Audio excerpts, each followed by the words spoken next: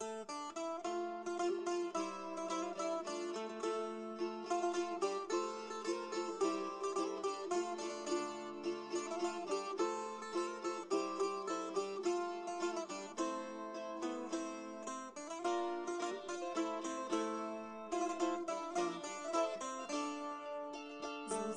byla dívka, která žila v Amesbury, s jasnýma očima a řečmi pánům navzdory.